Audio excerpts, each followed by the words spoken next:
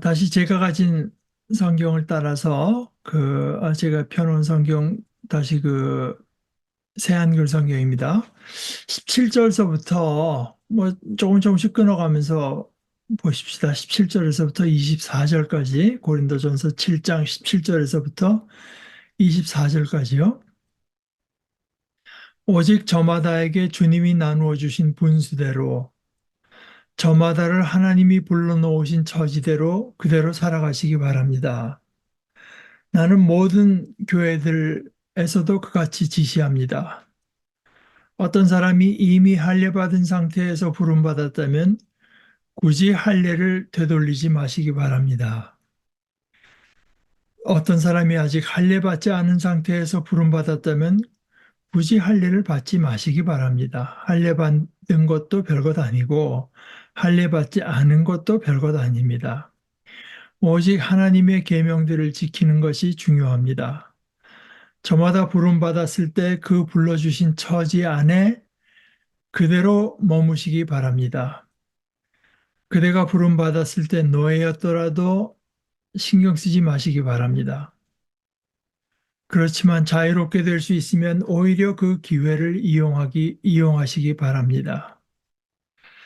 노예였을 때 주님 안에서 부름받은 사람은 주님께 속하여 있는 훈련한 자유인입니다. 이와 마찬가지로 자유인일 때 부름받은 사람은 그리스도님의 노예입니다. 하나님이 값을 치르고 여러분을 사들이셨습니다. 사람들의 노예가 되지 마세요. 저마다 부름받았을 때 처지대로 형제자매 여러분 그대로 하나님 곁에 머무시기 바랍니다. 이제 이게 지난주에 이어서 결혼하는 문제, 뭐 부부간의 문제 이런 것들에 대해서 말을 하는데 이런 구체적인 얘기를 하다가 중간에 오늘 이제 17절에서 24절은 것이 좀 원칙적인 얘기를 한번 다시 짚어보는 거라고 볼 수 있습니다. 여기 17절의 말씀은요, 우리 개역 성경은 아주 짤막하게 이렇게 번역했어요. 어, 오직 주께서 각 사람에게 나눠주신 대로 각 사람이 하나님이 각 사람을 부르신 그대로 행하라. 아, 여기 이제 그 부르심을 어, 얘기하는데요. 주께서 나누어 주신 분수대로라고 했는데 뭘 나눠줬다는 거냐? 아,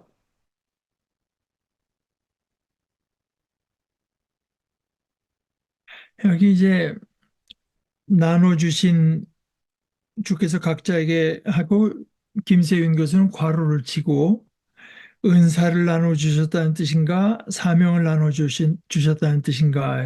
이런 질문을 던졌어요. 그런데 사실은 하나님께서 우리에게 어떤 구원을 베풀어 주시고 은혜를 베풀어 주신 데는 그와 그것이, 어,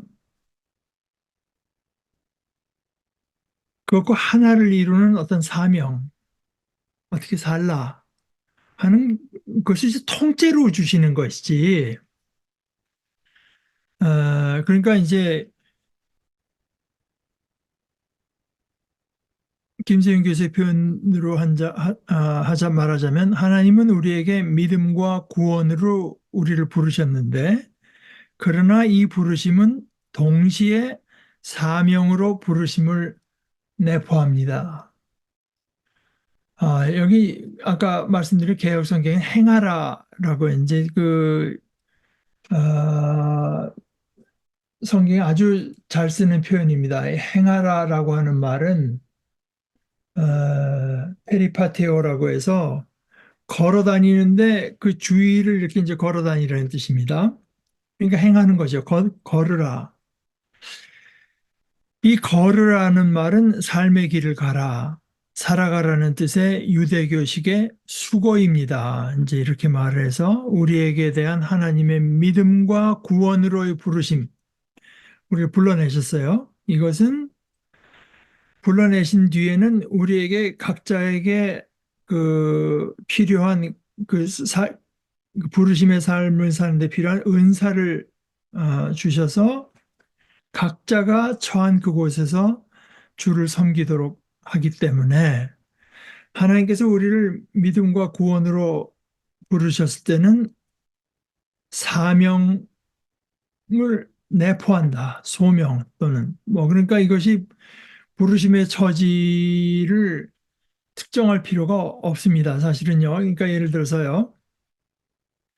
아, 제가 자라날 때 이제 들은 얘기로는 에, 그 제가 자라는 영락교회가 이제 주로 평안도 사람들이 많던 교회고 하니까 아마 주로 목회자들 또는 신학교에 온 사람들한테 이제 확인하는 질문을 그러니까 그냥 어떤 다른 네 생각으로 온 거냐 아니면은 아, 하나님의 어떤 소명, 콜링 영어로는 콜링이라고 하는데 콜링을 받아서 온 거냐 물을 때 소명 받았소. 이제 이렇게 묻는다는 겁니다. 소명 받았소. 그런데 아, 이것이 이제 은근히 지난주에 잠깐 우리 사적으로 김종보 형제와도 이야기를 나눴습니다만은 이게 물론 구약 성경에 뭐 이사야를 부르고 내, 누가 우리를 향하여 위하여 갈고 할 때 내가 여기 있나이다 나를 보내소서 뭐 이사야서 6장의 말씀을 많이 인용하면서 부름받은 소명. 그런데 이거를 은근히 이제 그럴듯해 보이지 않습니까? 이제 주의 종으로 소명받는 걸로 해서 목회자로 부름받는 것만 어떤 그런 콜링, 소명으로 이제 다 전제를 하고 말을 하는 게 한국 교회, 뭐 다른 교회는 제가 잘 몰라도 한국 교회는 너무나 팽배해 있고, 그러나 오늘 여기서 보다시피 저마다를 하나님께서 불러놓으신 처지대로 그대로 살아가시기 바랍니다. 하나님께서 우리를 둔 어떤 인간 관계, 어떤 사회적인 처지, 심지어 어떤 나라의 때로 말해도 역사적으로도 이러한 시기에 우리를 이 땅에 태어나게 해서 살아가고 이런 사람들 사이에서 살아가게 하고 이런 어떤 교육 배경 뭐 자라나면서 겪은 이런 것 속에서 자라나게 하는 이게 전체로 생각해 소명, 부르심이라고 볼 수 있습니다. 그리고 저는 이것을 부르심으로 받아들이는 게 굉장히 중요하다고 생각해요. 하나님께서 나를 이 자리에 놓으셨다. 그때 이제 C.S. 루이스가 옥스퍼드 대학생들한테 강연을 하면서 아마 그때 1차 대전, 아니 2차 대전이겠군요. 2차 대전 중에 아, 저쪽 전쟁을 하고 있는데 우리가 지금 이렇게 계속 수업을 하고 학문을 하는 것이 이제 어떤 의미가 있나 이런 얘기를 하면서 여러분들이 지금 이 자리에 와 있다는 사실 어느 정도 또 여러분들의 개인적인 능력도 되고 부모들의 서포트도 되고 또 관심사도 거기에 맞아떨어져서 옥스퍼드 대학에 와 있다는 사실 자체가 그것이 이제 하나님께서 여러분을 이곳으로 부르셨다는 뜻으로 받아들여도 무방하리라고 자기는 생각한다. 그러니까 이것을 이제 어떤 한 군데를 놓치거나 아니면 균형을 잃지 않기 위해서 이걸 나눠서 따져본 것이 제가 가끔 말씀드리는 그 신학자 본회퍼가 네 가지 위임이라고 이제 부른 건데요. 네 가지 위임이 있다. 첫째는 결혼의 위임이 있다. 가정. 둘째는 직업의 위임이 있다. 하나님께서 너를 이런 일 하라고 부르신 거. 셋째는 정치적 위임이 있다. 그러니까 정치는 조금 더 뭐 확대하면은 뭐 사회적인 위임도 내가 이런 지역 사회에서 이런 사회 분위기 속에서 살아가게 된 것, 이제 그런 게 있고, 네 번째 교회의 위임이 있다. 아, 그 뒤에 이제 뭐 몇십 년 전서부터 이런 또 어떤 사람이 말하는 문화적인 위임이 있다고 이제 말을 하는 사람도 있는데, 그건 아마 본헤퍼의 범주로 말하자면 정치의 위임에 해당한다고 할지도 모르겠습니다. 그런 어떤 우리의 그 처지, 이게 이제 하나님께서 우리에게 이제 할당해 주신 처지고 그것이 하나님의 부르심이다. 그냥 그대로 사시기 바랍니다. 여기 이제 그 결혼에 대한 얘기를 주로 하려는 거지만 우선 이것이 꼭 결혼 문제뿐이 아니라 어떤 전체적인 그 처지에 다 해당한다는 얘기를 하기 위해서 두 가지를 이제 예를 드는 건데 첫째는 할례냐 무할례냐.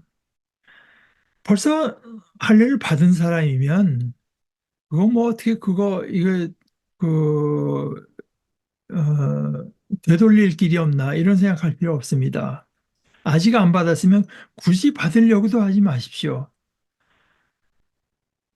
그것들이 뭐 아무것도 아닌 건 아니지만 별건 아닙니다. 사실 그거죠.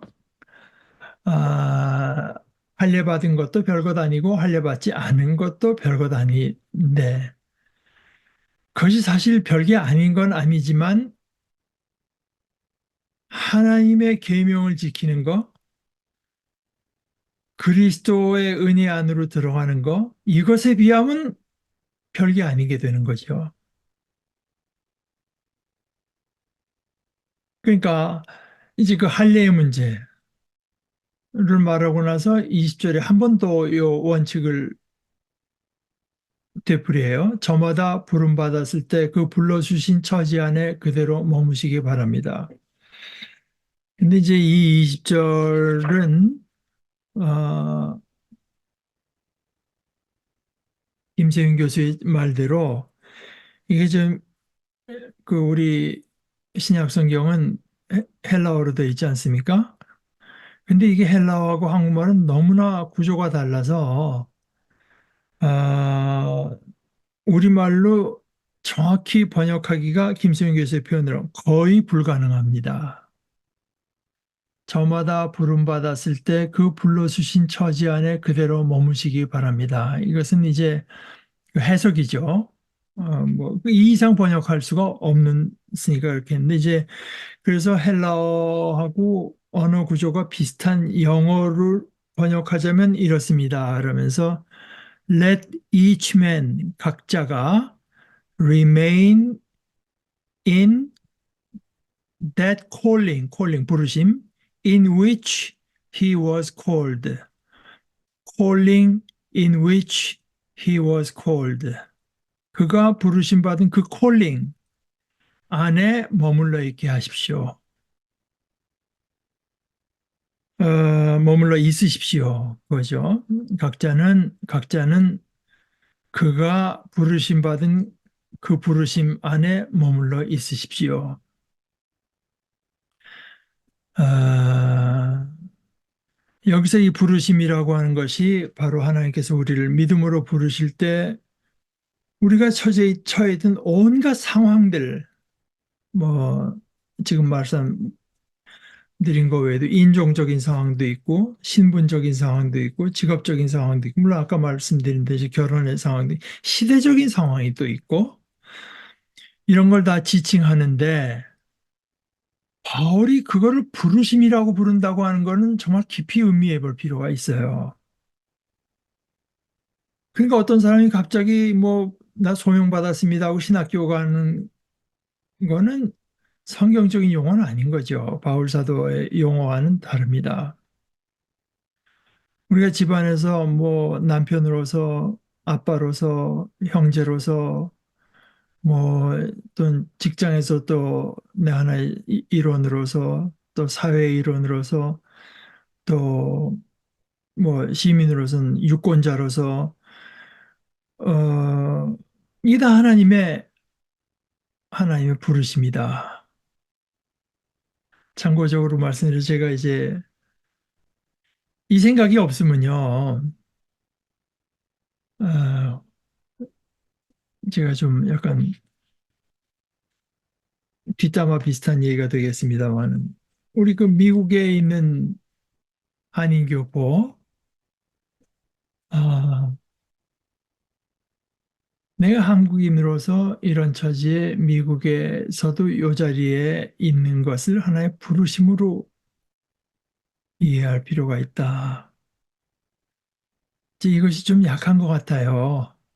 그러니까 어떤 지역에 가게 되면은 몸은 거기 있는데 죄다 그 한국의 정치 상황 거기만 관심이 있고 저는 이제 대표적으로 제가 늘 저도 뭐 그 중에 하나 일부였으니까 이제 자아 비판을 겸해서 말씀드리자면은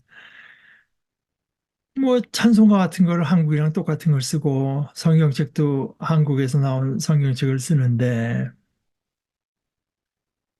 뭐 미국 안에 한인 중에서 성경 원어나 신학을 한 사람이 적은 것도 아니고 그렇다고 하면은 제 생각에는 그랬어요. 거기서 자라난 교포 아이들도 조금만 공부할 수 있고 하면은 부모가 같이 쓸 수 있는 우리말 교포들이 사용할 수 있는 한글 성경이 나오는 것이 좋고 또 찬송가도 한국어를 그대로 쓸 게 아니라 제가 늘 그 뭐 미국에서 한인들이 부르는 찬송가에 뭐 삼천리 반도 금수강산 같은 찬송이 있을 이유가 뭡니까? 미국 사는 땅이 삼천리 반도 금수강산이 아니잖아요. 이제 그런 것들이 아, 내가 지금 정확히 이 처지에 있게 된 것이 하나님의 부르심이다. 하는 데 대한 이제 좀 절실한 이해가 부족한 거 아닌가. 그거는 꼭 제가 지금 말하기 쉽게 하려고 이제 미국인 한인교회를 얘기했지만, 우리도 다 마찬가지입니다. 사실 우리가 처해 있는 사회적인 상황, 정치적인 상황, 뭐 가정적인 상황, 문화적인 상황에서 여기서 내가 하나님의 계명들을 지킨다고 하는 게 어떻게 사는 것을 의미하는 것인가? 여기서 뭘 자꾸 무슨 처지를 바꿀 생각을 할 것이 아니라 심지어 자유자냐 노예냐 하는 건 얼마나 심각한 문제입니까? 그런데 그것조차도 바울 사도가 이제 상대화시키는 겁니다. 21절에서 예를 들어서 아까는 할례, 무할례 그것도 뭐 굉장히 중요한 일이었죠. 특별히 이제 종교적인 상황으로서. 그러나 그거 못지않게 21절에 보면은 그대가 부름받았을 때 노예였더라도 신경 쓰지 마시기 바랍니다. 사실 신경 쓴다는 말은 이게 표준 한국어에 우리가 자주 쓰는 말이긴 하지만 이 표준 한국어인지 모르겠어 신경 쓴다. 그러나 이게 젊은 세대를 위한 젊은 세대를 많이 염두에 두고 쓴 번역이니까요. 그렇지만 자유롭게 될 수 있으면 오히려 그 기회를 이용하시기 바랍니다. 라고 말을 하면서 또다시 이제 근본적인 얘기를 22절서부터 한 번 더 하는데요. 노예였을 때 주님 안에서 부름받은 사람은 그 육신의 주인에게 속해 있지 않고 주님께 속하여 있는 사실은 풀려난 자유인입니다. 주님 안엔 자유가 있으니까요. 이와 마찬가지로 자유인일 때 부름받은 사람은 더 이상 자기가 자기 자신의 주인이 아니라 그리스도의 노예입니다. 그러니까 우리가 노예이면서 자유자다. 어떤 의미에서는 노예요, 어떤 의미에서는 자유자다. 우리가 그리스도께 철저하게 매였기 때문에 자유자인 겁니다. 그 안에 있으면 자유를 얻게 되는 그분 안에 있으니까 우린 당연히 자유자인데 또 그분께 이렇게 매여 있어야만 자유자인 거죠. 이제 이런 의미, 이것이 이제 가장 깊은 의미를 어, 표현한 것이고, 그러니 현 상태에서 여러분이 뭐 노예 소유자건 노예건 이런 것이 물론 이게 뭐 사소한 문제라는 뜻이 아닙니다. 뭐 얼마나 힘들겠어요. 그렇더라도 그것조차도 상대와 거기서 놓이는 것이 여러분의 결정적인 게 달려 있는 게 아닙니다. 여러분이 자유자라고 해서 이 뭐 노예를 어떻게 사고 팔까 어떻게 해서 내가 이 어떤 노예를 하는데 소유권을 뭐 유지하고 아 제대로 이제 써먹을까 이런 생각에 여러분이 사로잡힐 필요가 없으면 사로잡혀서는 안 됩니다. 오히려 여러분의 마음을 사로잡고 있는 것은 어떻게 해야 그리스도 안에서 하나님께서 기뻐하시는 일을 행할 것인가 거기다만 마음을 써야 됩니다. 그 얘기를 하는 거죠. 그러니까 그 절대적인 부름이 있기 때문에 그리고 이 처지에 부르신 그 부름 이거 하나님께서 부르신 거라고 하는 그것만이 내게 절대적인 것이기 때문에 이런 처지 자체는 모두 다 상대화되는 것입니다. 제가 뭐 지난주에 제 상태에 대해서 말씀드렸습니다만은 그 이제 저희가 그 수련회 갔을 때도 제가 그 읽어드린 중에 하나 소개해드렸던 걸로 생각하는데 예를 들어 이제 파스칼이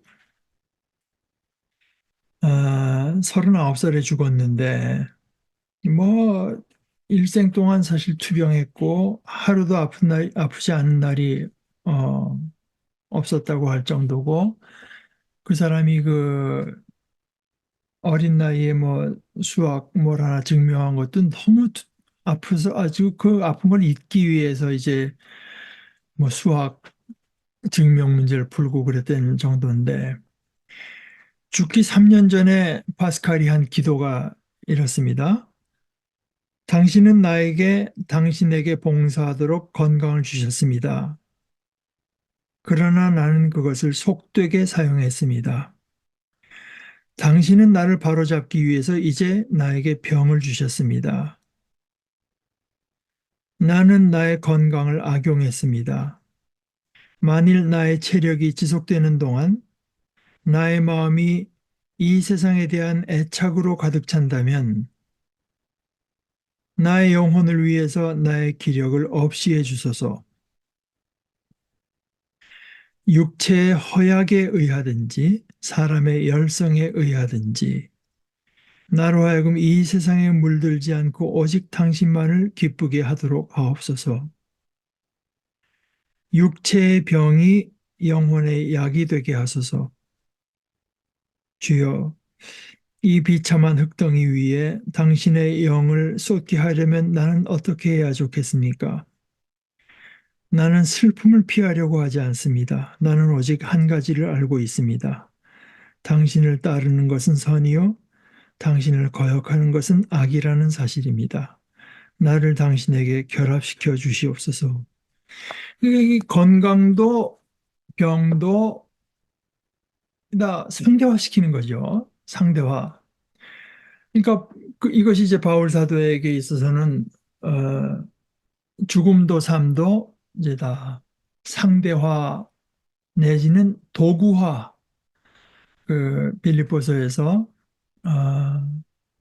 내가 담대해서 지금도 내가 진정으로 바라는 것은 죽음을 가지고든지 삶을 가지고든지 죽음으로든지 삶으로든지 오직 내 몸에서 그리스도가 이제 존귀 된다고 했는데 그 원어는 이제 크게 메가 이런서 그리스도가 커지는 것 그것을 원한다.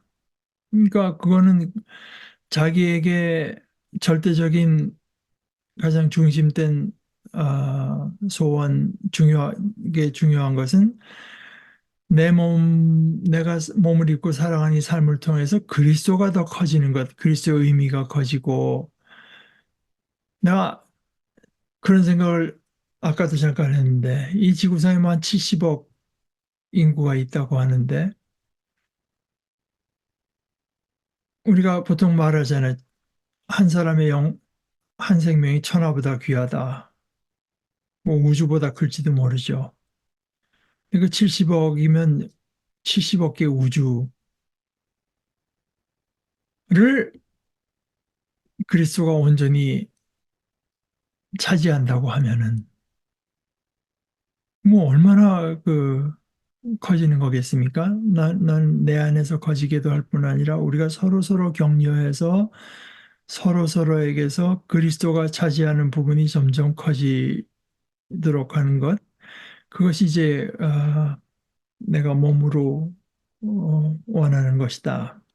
이제 말하자면 그런 이야기입니다. 그러니까 아, 우리가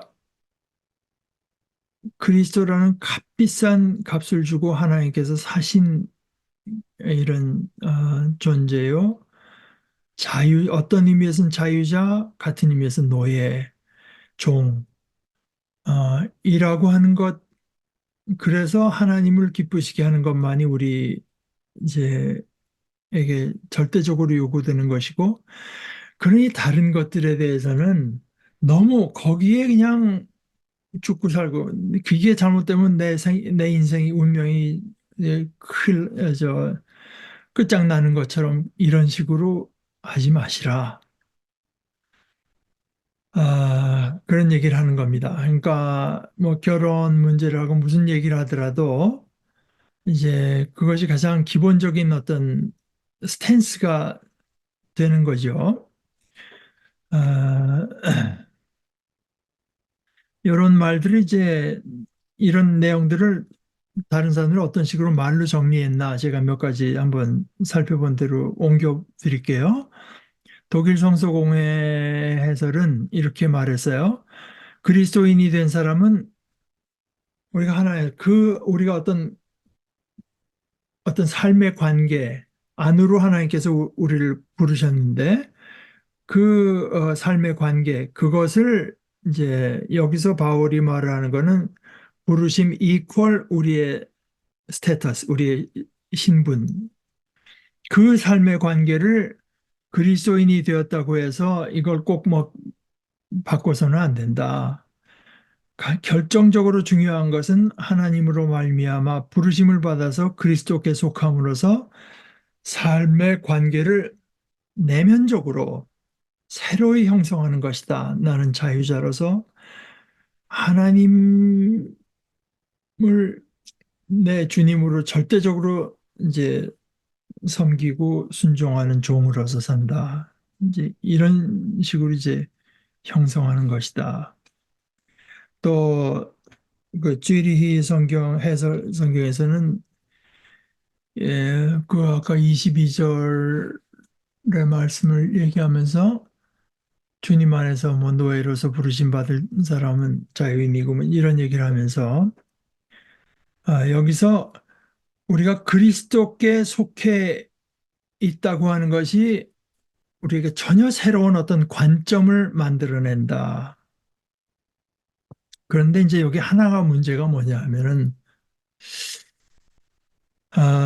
여기 21절, 22절을 이제 번역을 이렇게 했는데요. 제가 요즘에 읽고 있는 책 중에 하나가 일본 사람으로 아주 유명한 구약학자가 있어요. 어, 라이든 대학에서 가르치는 그때 막, 죠? 아, 그러니까 성경과 그 성경 근처에 근대 근동, 게다가 구약 성경도 헬라어로도 번역됐으니까 헬라어 이런데 아주 세계적인 번이자인데 그 사람이 이제 성경을 왜 성경 원어로 읽어야 되나 자기가 자기가 이제 느낀 것들을 자그맣게 책으로 낸 걸 보는데 그분이 그런 얘기를 하는 겁니다. 성경이 원어가 어떤 때는 모호할 때도 있고 어떤 때는 몇 가지 가능한 해석의 여지가 있는 부분이 있는데 번역을 할 때는 어쩔 수 없이 그 중에 하나를 선택해서 번역을 할 수밖에 없기 때문에 우리가 요한복음에서 아노센 하는 거를 거듭난다고 번역하든가 위로부터 난다고 하든가 이제 한 단어로 옮기려니까요. 그 똑같은 단어가 해당한 단어가 외국어에 한국말이나 영어나 독일어 이런 데 없으니까 이렇게 선택해서 번역할 수밖에 없지만 본래 그 말 뜻은 두 가지가 있는 것처럼 이게 그런 그 원어를 갖고 이제 보면은 몇 가지 그 해석의 가능성이 있는 걸 알 수가 있는데 번역에만 의지하게 되면은 그걸 뭐 도저히 알 수가 없다. 근데 오늘 이제 요 21절, 22절에서도 이게 지금 문제가 되는 게 뭐냐면 바울 사도가 보세요. 제가 그 개역 성경 번역을 내가 종으로 있을 때 부르심을 받았느냐 염려하지 말라. 그러나 내가 자유롭게 될 수 있거든 그것을 이용하라. 그랬는데 여기 그것을이라는 말이 사실은 이제 번역하려니까 어쩔 수 없이 이제 넣었지만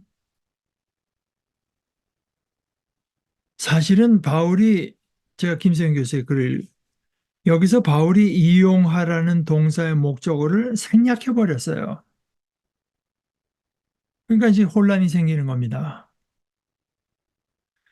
그러다 보니까 두 가지 또 상반되는 해석이 가능해지는데요. 하나는 예를 들어서 종에서 이제 내가 자유인이 될 수가 있어도 지금 종으로 있으면서 생기는 어떤 그 기회가 있을 수 있기 때문에 현재의 처지를 그냥 이용하라. 이렇게도 번역할 수 있다 이겁니다. 대부분은 그 반대 다른 번역을 다른 쪽을 택했죠. 다른 하나는 자유롭게 될 수 있을 때는 그러나 내가 자유롭게 될 수 있거든 그 기회를 이용하라. 그러니까 자유롭게 될 기회를 이용하라. 그러니까 이것은 사실 어떻게 번역해도 성경 그 원문에다가 무슨 우리가 무리를 가한 것은 아닙니다. 그러니까 둘 다 가능해요. 대개는 이제 다 아, 노예에서 뭐 굳이 풀려날 필요 나려고 할 필요 없다. 그러나 자유롭게 될 수 있으면 이용해라. 이렇게만 번역하지만 아, 꼭 그렇지 않다는 겁니다. 원어의 뜻이 그렇게만 해석될 수 있는 것은 아니다. 그러나 어느 쪽으로 해석되든 이 말은 노예제도가 좋은 것은 아니라는 인식을 담고 있는 것은 틀림없다. 아, 그냥 좋은 게 아닌 정도가 아니라 노예라고 하는 게 사람 취급을 못 받잖아요. 그러니까 미국에서 봐서 그 흑인들이 당한 어떤 고통 같은 거 우리가 봐도 그렇지 않습니까? 그냥 물건 또 옛날 물려봐 뭐 오래된 옛날이 아니지만 그 아프리카에서 흑인들 잡아가지고 노예선으로 유럽 끌고 올 때 그 흑인들을 어떻게 다 실었나 하는 그 그림들 막 차곡차곡 싣고 뭐 눕혀서 싣고 어떻게 그냥 싹 어, 들어가기 싫고 그 안에서 병이 걸려서 뭐 죽으면 그냥 바다에다 던지고 이런 식으로 하면서 그러니까 거기서 굳이 풀려나려고 하지 말라. 이거는 사실 어떻게 들으면 저 아마 칼 막스나 이런 사람이 들으면 이게 바로 이제 그 기독교가 이제 노예제도가 존속하도록 뭐 그런 그 뜻이 그건 아닙니다. 노예제도가 좋은 게 아니란 인식은 담고 있으나 거기서 그런 참 사람의 삶 같지 않은 삶에서도 그것을 거기서 풀려나는 것을 네 궁극적인 목적으로 삼지 말고 오히려 거기서 하나님의 계명을 어떻게 실천할 건가 하는 거를 내 마음의 이제 중심 관심을 삼으려는 거죠.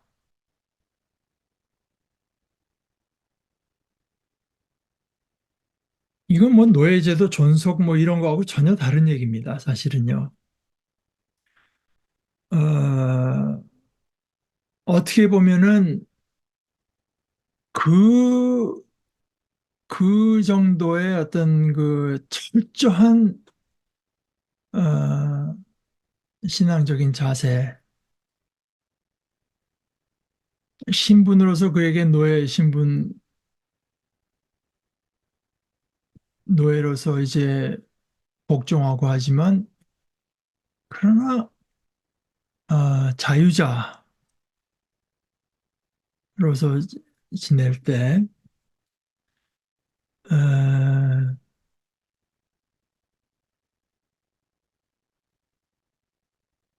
그것이 이제 어떤 삶을 의미하는 것인가, 그 사람의 어떤 가장 중심에서 그 사람을 움직이고 있는 것은 사실 그 노예주의 뜻도 아니고 그 흑인이건 누구건 잡혀온 노예의 뜻도 아니고 그리스도 진리고 자유가 되시는 그리스도가 그를 움직이고 있다고 하는 그것.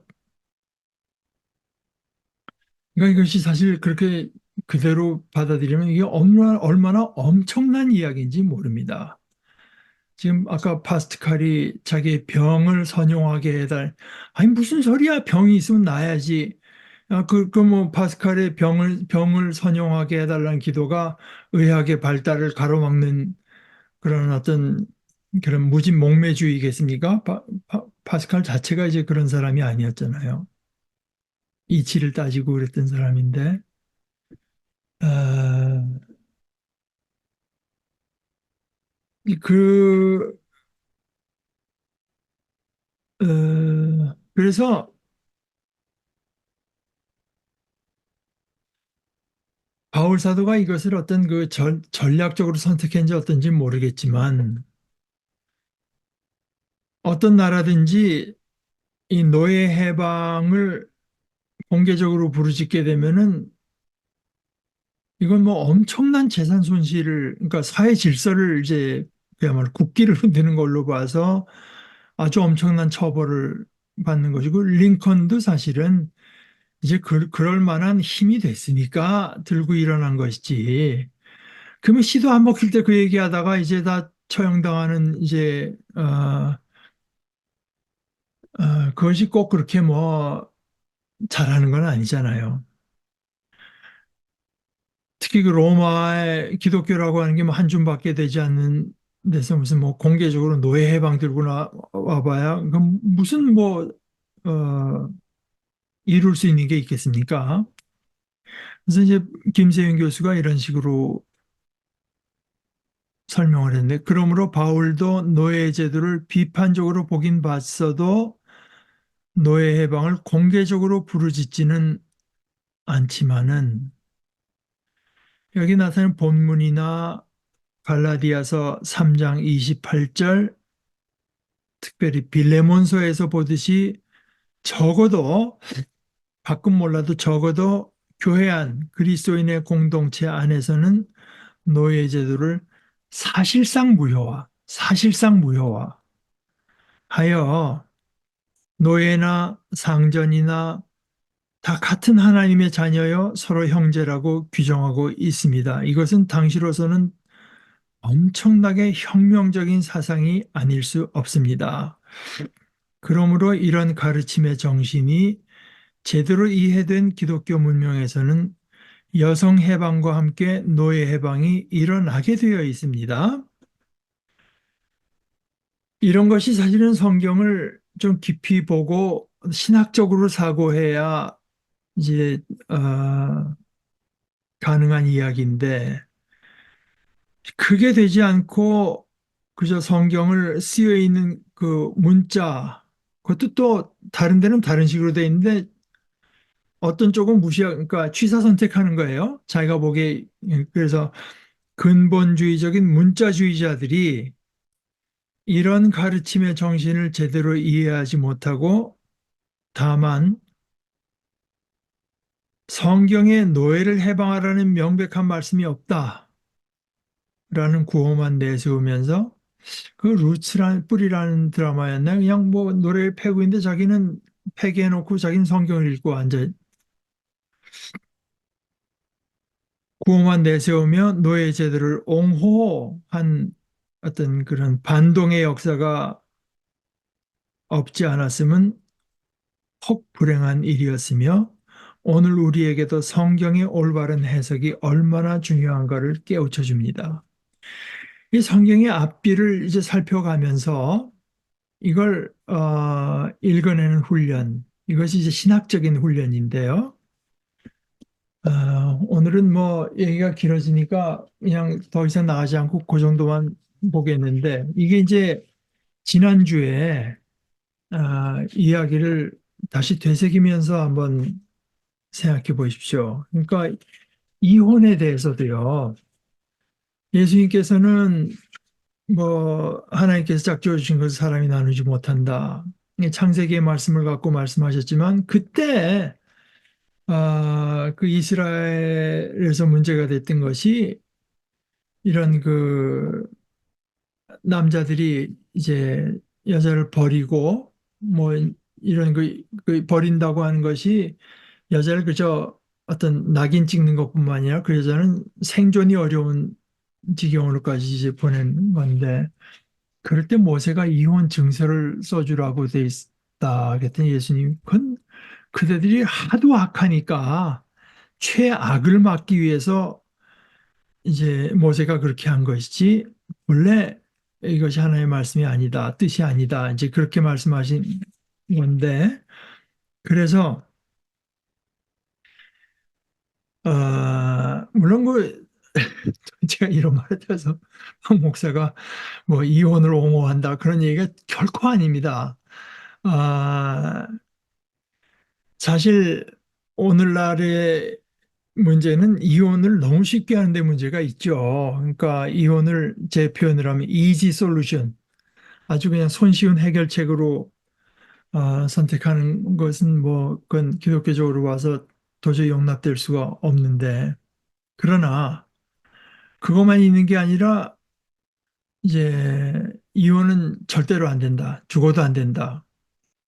근데 지난주 우리가 보게 되면 바울 사도가 예수님의 이혼 금지 가르침의 정신을 받아들여서 그걸 살리려고 노력한 것이지 그 예수님의 말씀을 문자적인 율법으로 받아들이지 않는 걸 보게 되는 거죠. 그래서 이게 또 아까 말한 이제 근본주의적인 그런 것처럼 또 취사 선택하는 거예요. 바울 사도가 이혼을 어떤 때는 어쩔 수 없는 선택으로 받아들이는 거는 도외시해버리고 이제 무조건 어, 이혼은 안 된다고 해가지고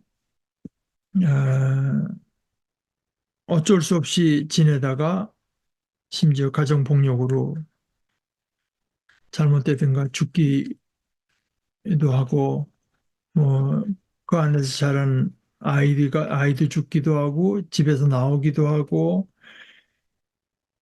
그래서 이런 것들이 다 성경을 해석하고 또 특별히 이제 이렇게 서로 간에 좀 상충되는 귀절들이 있을 때 이것을 어떻게 우리가 해석해야 될 것이냐 하는 데 대해서 머리를 쓰고, 특별히 우리가 머리 쓰기 힘들면 머리를 많이 쓴 사람들의 이야기를 듣고, 또 그것도 부족해서 머리를 많이 쓴 사람들이 서로 다른 결론을 나온 사람들이 서로 간에 토의해서 어떤 합의에 이르도록 하는 그 신학적인 토론이라든가 이런 걸 교회가 장려하고 마련해서, 이건 교회를 잘 섬겨달라고 하는 거 아니겠어요? 당신들은 다른 일보다 이제 그 일에 몰두해서 우리가 바른 길을 찾을 수 있게 해달라. 그래서 그런 도움들을 받아서 결국은 우리 자신도 성경을 제대로 해석하고 이 신학적으로 생각하는 능력을 갖춰야지 어, 좋겠고, 특별히 그것이 목회자에게는 얼마나 중요한 일이겠습니까?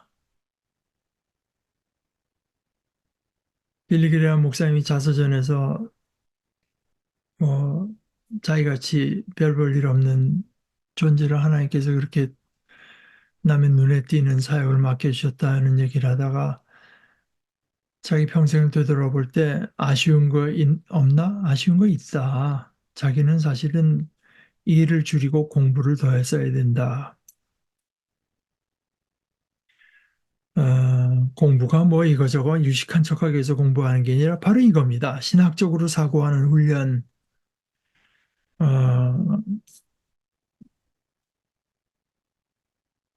그러니까 지난주에도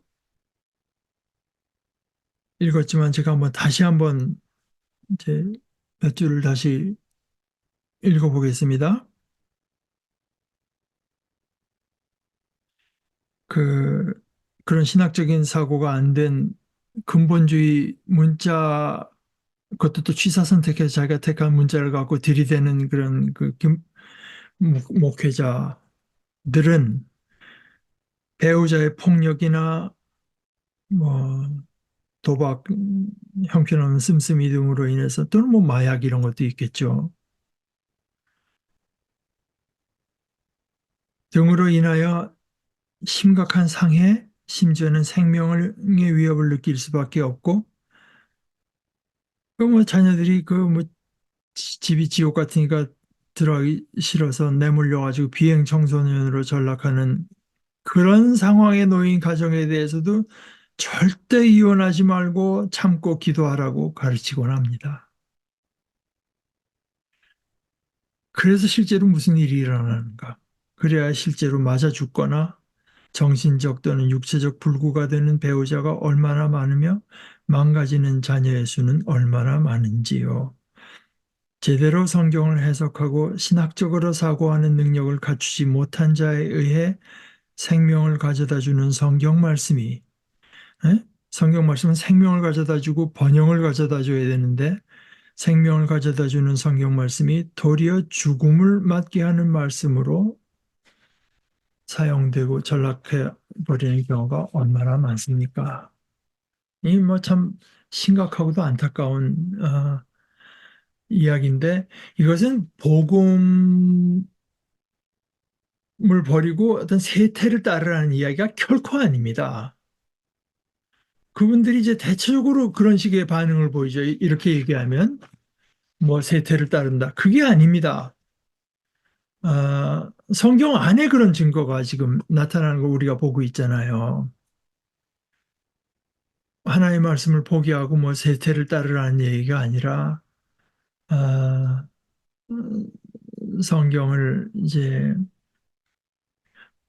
그야말로 성경적으로 사고하고 신학적으로 사고하는 훈련을 쌓고, 그것을 개인적인 차원에서 또 우리 하나의 공동체로서, 또는 여러 공동체가 신학교를 세우고 그걸 이제 함양해서 그들이 하는 말에 또 귀를 기울이고, 최근에 보니까 무슨, 이건 뭐, 서울신학대학인가? 우주가 생긴 지 6천 년 됐다고 하는데 반대했다고 해서 목사 하나를 신학 교수 하나를 해임시켰습니다. 박영식인가 뭐. 정말 참 어이가 없어서. 뭐, 그 사람들한테 우주가 생긴 지 뭐, 백억 년 넘었다, 뭐, 이런 성경이, 아, 정말 참, 이것이 오늘날 대한민국의 신학교에서 일어나고 있는, 이제, 그, 그, 제가 옛날에 우리 같이 교회 자란 저보다 하나 위에 선배, 그 사람도 이제 의과대학에 나오고 지금 목사하는 분인데, 그분이 그런 얘기를 한 적이 있어요. 신학이 잘못되면 어떻게 되나? 우리가 언제 망하는지 모르고 망하게 된다. 그 아주 참 재미있는 말입니다. 아, 오늘 뭐 이런 이혼 문제나 아, 이런 어떤 자유자 종 뭐 이런 문제들이야말로 아,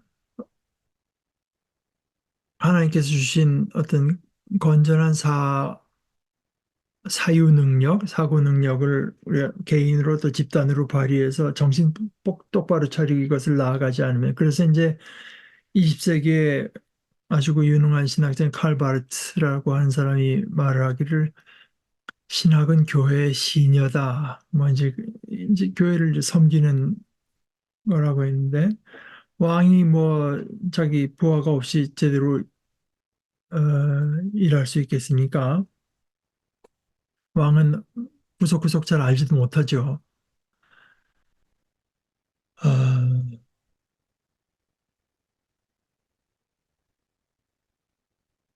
그래서 얼마나 지금 한국에 적지 않은 교회, 그러니까 개인으로는 직장 가서 어떻게 하는지 몰라도 교회 단체 입장으로 가게 되면 얼마나 무지몽매한 어, 입장을 태연하게 취하는가.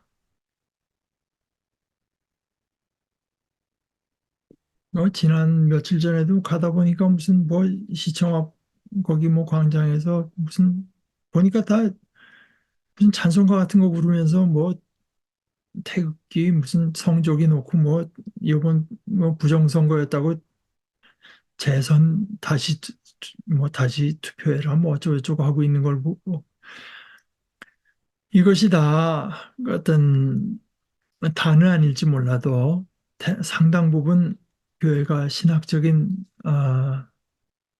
사고 성경이 정말로 무엇을 말을 하는가를 아, 정신을 바싹 차리고 그 탐구하지 않은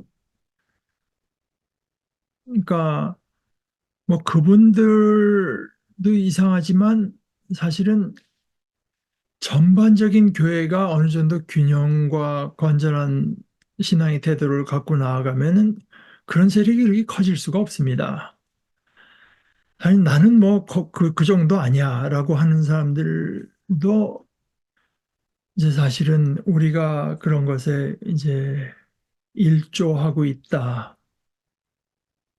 지금도 한국뿐만이 아니라 미국도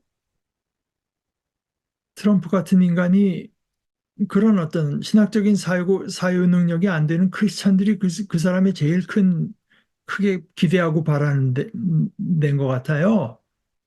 자기는 뭐 탈세해가지고 지금 재산 왕창 그냥 또 뭐 범죄 저질러가지고 변호사 쓰고 돈이 없으니까 텔레비 나와가지고 이게 집집마다 한 권씩 성경을 들고 나와 이 집집마다 한 권씩 있어야 되는 책이라고 하면서 뭐 한 권에 몇십 불 받고 이제 이런 식으로 어, 어, 자신의 범죄 비용을 충당하려고 들면서 동시에 자기가 무슨 기독교를 옹호하는 식의 스탠스를 취해야 그것이 자기가 정치인으로서 사는 길이겠다는 눈이 그런 것이 별 정도의 어, 음, 그 흐름 그것이 이제 우리의 처지라고 하는 것도 그것도 우리가 하나의 하나님께서 우리를 두신 그 부르심의 처지라고 우리가 볼 수 있겠습니다. 그 안에서 이제 어떤 식으로 우리가 에, 하나의 크리스찬으로서 음, 지낼 건가를 이제 이렇게 곰곰이 따지고 같이 나아가야 되겠죠. 의외로 7장은 저는 사실 그 조금 빨리 나올 줄 알았더니 점점 더 길어지네요. 그래도 그 구체적인 어떤 이슈 하나하나를 말하는 것뿐만이 아니라 그 안에 들어있는 그 배후에서 작동하고 있는 어떤 그런 사고 어떤 식으로 해서 이런 이야기가 진행되는가를 살펴보다 보면은 오히려 이런 구체적인 사례가 훨씬 더 실감이 나는 거로구나 저는 그렇게 느끼고 있습니다. 자, 오늘 우리 뭐 오늘 그 정도까지 보시고 주일날 뵙도록 하십시다. 같이 기도하실까요? 하나님 아버지,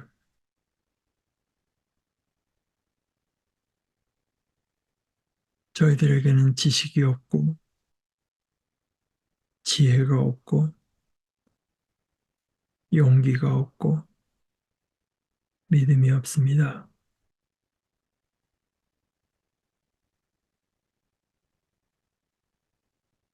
그러나 하나님께서는 저희를 그런 모습 그대로 있는 그대로 저희를 받아들이신 것을 감사합니다. 저희들도 부르심 받은 그대로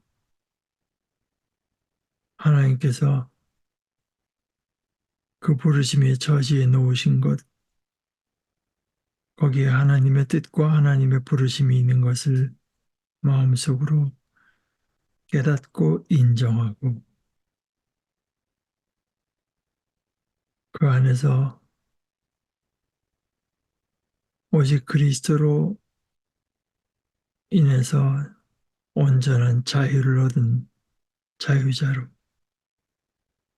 또 그리스도를 주인으로 모신 그리스도의 종으로 그 그리스도 안에서 하나님을 기쁘시게 할 것을 우리 구체적인 삶의 현장에서 궁리하며 몸으로 그것을 행하면서 하나님을 기쁘시게 하는 지혜롭고 충성된 자녀들 되게 하여 주시옵소서. 예수님의 이름으로 기도합니다. 아멘.